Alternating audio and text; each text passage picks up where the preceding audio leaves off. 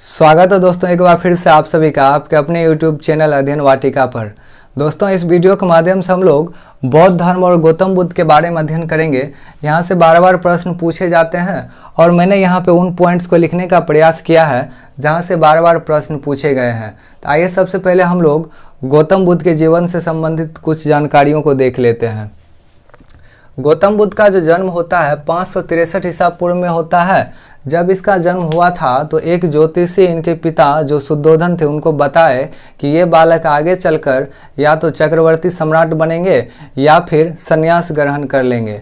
इसके कारण जो है शुद्धोधन बहुत चिंतित हो जाते हैं और उन्होंने गौतम बुद्ध को संन्यास से बचाने के लिए उपाय सोचते हैं और वे क्या करते हैं कि गौतम बुद्ध को बचपन से ही सारी भोग विलास की वस्तुएं जो भी ऐशो आराम की वस्तुएं थी सारी दी जाने लगती है और गौतम बुद्ध के लिए मौसम के हिसाब से महलों का निर्माण किया जाता है और गौतम बुद्ध की शादी भी 16 वर्ष की अवस्था में कर दी जाती है ताकि ये गृहस्थ जीवन में बना रहे और संन्यास ग्रहण नहीं करे। लेकिन इनको तो विश्व का कल्याण करना था तो इसको थोड़े ना कोई मोह माया रोक सकती थी। नेक्स्ट पॉइंट देखते हैं हम लोग। इनकी जो मृत्यु होती है 483 ईसा पूर्व में होती है और इनका जन्म स्थल कहाँ था तो लुम्बिनी में ये जन्म लिए थे जो कहाँ था कपिलवस्तु के पास। वर्तमान समय में उत्तर प्रदेश का एक स्थल है पिपराहवा, उसको कपिलवस्तु के नाम से जाना जाता था और एक नेपाल में स्थल है रुम्नदेई, इसको लुम्बिनी के नाम से जाना जाता था। ठीक है। और गौतम बुद्ध के बचपन का नाम था सिद्धार्थ और इनके माता का नाम क्या था महामाया जो कोलिया वंश की थी और गौतम बुद्ध के जन्म के 7वें दिन ही महामाया की मृत्यु हो गई थी। ठीक है। और इनके पिता का नाम क्या था शुद्धोधन और इनकी जो विमाता थी या सौतेली माँ जो थी कौन थी प्रजापति गौतमी जो इनकी मौसी थी और इन्हीं ने प्रजापति गौतमी ने ही गौतम बुद्ध का लालन पालन किए थे। ठीक है। और गौतम बुद्ध के पत्नी का नाम क्या था तो यशोधरा था और गौतम बुद्ध के पुत्र का नाम क्या था राहुल था। और गौतम बुद्ध किस गोत्र के थे तो ये गौतम गोत्र के थे जिसके कारण इसको बाद में गौतम बुद्ध नाम रखा गया। ठीक है। और ये कौन से वर्ण के थे तो ये क्षत्रिय वर्ण के थे और कौन से कुल के थे तो शाक्य कुल के थे। शाक्य कुल के होने के कारण ही ज्ञान प्राप्ति के बाद गौतम बुद्ध को शाक्य मुनि भी कहा गया है। ठीक है। और इनके प्रिय घोड़े का नाम क्या था कंथक था और इनके सारथी का नाम क्या था तो चानन था। ठीक है। यहाँ से सीधे सीधे प्रश्न पूछ लिए जाते हैं इसलिए आप लोग इसको जरूर याद रखेंगे। ठीक है। अब हम लोग देखते हैं गौतम बुद्ध के जीवन में जो सबसे बड़ा परिवर्तन आता है जिसको हम लोग गौतम बुद्ध के जीवन का टर्निंग पॉइंट कह सकते हैं वो था कपिलवस्तु का भ्रमण। गौतम बुद्ध जो है एक बार कपिलवस्तु भ्रमण के लिए निकलते हैं। वहाँ पे वे 4 दृश्यों को देखते हैं, एक वृद्ध व्यक्ति को, दूसरा रोगी व्यक्ति को, तीसरा शव को शमशान ले जाते हुए रोते बिलखते परिजन को और चौथा देखे थे प्रसन्नचित्त सन्यासी को। उनमें से ये 3 जो थे ये तो हर एक के जीवन में असंभावी था तो इसलिए गौतम बुद्ध का जो जीवन से मोह था दुनिया से मोह माया था सभी उसका उसी क्षण टूट गया था और उन्होंने ये प्रण किए कि मैं भी अब संन्यास धारण करूंगा। ठीक है। तो इसके बाद गौतम बुद्ध 29 वर्ष की अवस्था में गृह त्याग कर देते हैं। किसी को बिना बताए पूछे रात्रि के समय घर से निकल जाते हैं और गृह त्याग कर देते हैं। और गृह त्याग को बौद्ध धर्म में क्या कहा गया है तो महाविनिष्क्रमण कहा गया है। ठीक है। और इनके गृह त्याग करने के बाद ये कहाँ पहुँचते हैं अलार कलाम के पास जो कहाँ रहते हैं वैशाली में और इनका प्रथम गुरु भी अलार कलाम को ही माना जाता है। और ये जो थे सांख्य दर्शन के बहुत ही बड़े ज्ञाता थे। इनसे गौतम बुद्ध शिक्षा लेते हैं लेकिन इनको संतुष्टि प्राप्त नहीं होती है। इसके बाद ये चले जाते हैं राजगृह जहाँ इनकी मुलाकात रुद्रक रामपुत्र से होती है जो योग के बहुत ही बड़े गुरु रहते हैं। उनसे भी ये शिक्षा लेते हैं लेकिन गौतम बुद्ध को यहाँ भी संतुष्टि नहीं मिलती है। रुद्रक रामपुत्र गौतम बुद्ध के द्वितीय गुरु माने गए हैं। ठीक है। तो इसके बाद ये लोग गौतम बुद्ध कहाँ चले जाते हैं तो गया के लिए प्रस्थान करते हैं और गया के पास ही एक स्थल है उरुवेला। यहाँ जब पहुँचते हैं गौतम बुद्ध तो वहाँ उनको 5 अन्य साथी मिल जाते हैं जो सत्य की खोज में ज्ञान की खोज में थे। तो गौतम बुद्ध जो है इन्हीं 5 साथियों के साथ मिलकर के तपस्या करना प्रारंभ कर देते हैं। और यहीं पे एक घटना घटती है।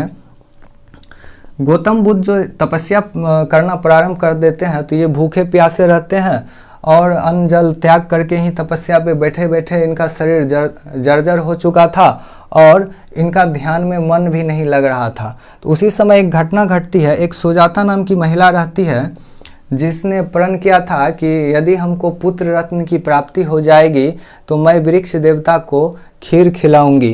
तो सुजाता नाम की महिला जो खीर लेके जा रही थी वृक्षों के पास, तो वहीं पे इनको गौतम बुद्ध और इनके 5 अन्य साथी मिले थे।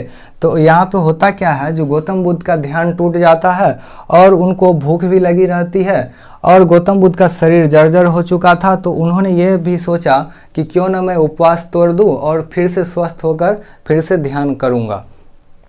तो इसके कारण सुजाता नाम की जो महिला खीर लाई थी वे गौतम बुद्ध ग्रहण कर लेते हैं, जिसके कारण इनके जो 5 अन्य साथी थे वे गौतम बुद्ध को झूठा बोलते हैं, चापलूस बोलते हैं और बोलते हैं जो तुम किसी तपस्या के लिए नहीं आए थे, तुम ऐसे ही आए थे।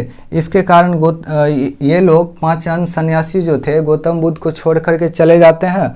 और ये सुजाता नाम की महिला जो थी गौतम बुद्ध से कहती है कि मैंने जो मनोकामना मांगी थी वो तो पूर्ण हो गई है और भगवान करे आपकी भी मनोकामना पूर्ण हो जाए। उसके बाद वो महिला चली जाती है। उसके बाद गौतम बुद्ध जो है उरुवेला से कुछ दूर गया में पहुंच जाते हैं, एक पीपल वृक्ष के नीचे बैठ जाते हैं और वहां तपस्या करने लगते हैं। तो उसके बाद उनको ज्ञान की प्राप्ति होती है। तो यहाँ हम लोग देख रहे हैं 35 वर्ष की अवस्था में गौतम बुद्ध गृह त्याग करने के 6 वर्ष के बाद 35 वर्ष की अवस्था में ज्ञान को प्राप्त करते हैं। तो 35 वर्ष की अवस्था में पूर्णिमा के दिन, तो आप लोग यहाँ से याद रखिएगा, जो गौतम बुद्ध का जो जन्म होता है, ज्ञान की प्राप्ति होती है और मृत्यु होती है, वह भी वैशाख पूर्णिमा के दिन ही होती है। इसलिए वैशाख पूर्णिमा को बुद्ध पूर्णिमा भी कहा जाता है, जो बौद्धों का महत्वपूर्ण त्यौहार है। ठीक है, तो गौतम बुद्ध को 35 वर्ष की अवस्था में पूर्णिमा के दिन निरंजना नदी के तट पे पीपल वृक्ष के नीचे ज्ञान की प्राप्ति होती है। और वो स्थल क्या कहलाता है जहाँ ज्ञान की प्राप्ति हुई थी? तो बोध गया कहलाता है। ठीक है, अब हम लोग बुद्ध के जीवन से जुड़े हुए कुछ घटनाएं और उसको क्या कहा गया उसको देख लेते हैं। तो गृह त्याग को क्या कहा गया है? तो महाविनिष्क्रमण। और ज्ञान प्राप्ति को क्या कहा गया है? संबोधि। और इन्होंने जो प्रथम उपदेश दिए थे उसको क्या कहा गया? तो धर्मचक्र प्रवर्तन। और गौतम बुद्ध की मृत्यु को महापरिनिर्वाण कहा गया। ठीक है, आइए हम लोग अगला पॉइंट देखते हैं। तो ज्ञान प्राप्ति के बाद सिद्धार्थ क्या कहलाए?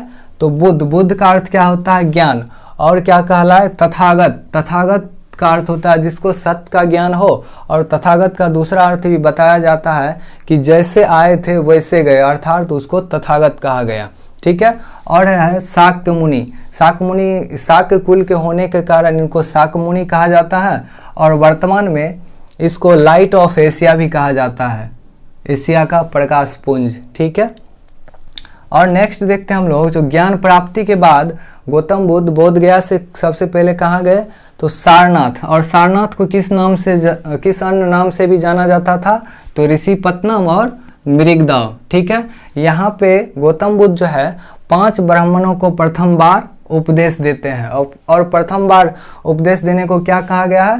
धर्मचक्र प्रवर्तन। ठीक है, उसके बाद गौतम बुद्ध जो है राजगिरी आते हैं। यहाँ पे बिंबिसार जो थे वे गौतम बुद्ध का बहुत ही आदर सत्कार करते हैं और इनको दान में वेणुवन दान कर देते हैं। ठीक है, और गौतम बुद्ध का जो प्रिय शिष्य था कौन था? तो वे आनंद थे।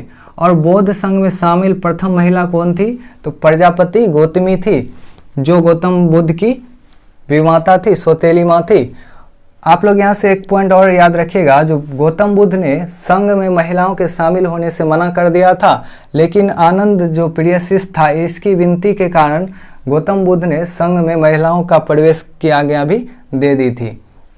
और यहाँ से भी प्रश्न पूछे जाते हैं, जो किस नगर वधु ने गौतम बुद्ध से दीक्षा ली थी और संन्यास ग्रहण की थी? तो वे थी आम्रपाली। ये वैशाली की नगर वधु थी। नगर वधु का अर्थ होता था उस समय जो नगर की सबसे खूबसूरत सुंदर स्त्री होती थी उसको नगर वधू बनाया जाता था, उसको बाद में राज नर्तकी बनाया जाता था और संभवतः वेश्यावृत्ति भी कराई जाती थी। ठीक है, नेक्स्ट देखते हैं, जो सर्वाधिक उपदेश जो दिए थे गौतम बुद्ध कहाँ दिए थे, तो श्रावस्ती में दिए थे। श्रावस्ती कहाँ थी, कोसल की राजधानी थी।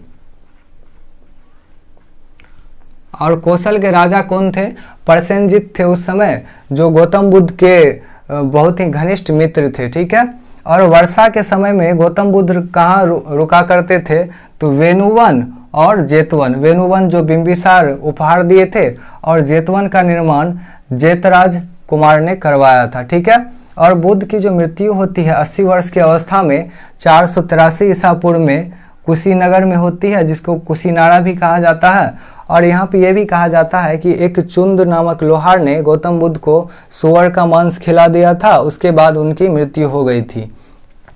और बुद्ध का जो अंतिम वाक्य था क्या था, सभी धर्म अप्रमाद है। अप्रमाद का अर्थ होता है व्यर्थ, सभी धर्म व्यर्थ है, मोक्ष का प्रयत्न करो। ठीक है, ये गौतम बुद्ध का अंतिम वाक्य था। और हम लोग यहाँ देखते हैं गौतम बुद्ध के जीवन से जुड़े हुए कुछ घटनाएं और उनका प्रतीक चिन्ह। तो दिव्य बालक माता के गर्भ में आना, अर्थात महात्मा बुद्ध जो अपने माँ के गर्भ में आए थे तो उसका प्रतीक चिन्ह क्या माना गया, हाथी। और बुद्ध का जो जन्म हुआ था उसका प्रतीक चिन्ह क्या माना गया, कमल का फूल। ठीक है, और महात्मा बुद्ध जब यौवन अवस्था में थे तो उसका प्रतीक चिन्ह क्या माना गया, तो सांड को माना गया था। ठीक है, और गौतम बुद्ध जो गृह त्याग किए थे तो उसका प्रतीक चिन्ह क्या माना गया, घोड़ा को। और ज्ञान की प्राप्ति का जो प्रतीक चिन्ह माना गया वो पीपल, जिसको बोधि वृक्ष भी कहा जाता है, इसका प्रतीक चिन्ह माना गया। ठीक है, निर्वाण या मोक्ष का जो क्या माना गया प्रतीक चिन्ह, तो पद चिन्ह। और प्रथम उपदेश का प्रतीक चिन्ह क्या माना गया, तो धर्मचक्र। और मृत्यु महापरिनिर्वाण का जो प्रतीक चिन्ह क्या माना गया, तो स्तूप। ठीक है, इनमें जो सारे पॉइंट्स छूट गए हैं उसका हम लोग नेक्स्ट वीडियो में अध्ययन कर लेंगे, जैसे कि इसका बौद्ध साहित्य, बौद्ध धर्म का फिर विभाजन हो जाता है और गौतम बुद्ध की शिक्षाएं, ये सारी चीज़ें हम लोग नेक्स्ट वीडियो में देख लेंगे। उम्मीद करता हूँ ये वीडियो आप लोगों को पसंद आया होगा। वीडियो पसंद आया है तो लाइक करें, शेयर करें। Thanks for watching. आप लोग चाहें तो इसका स्क्रीनशॉट ले सकते हैं।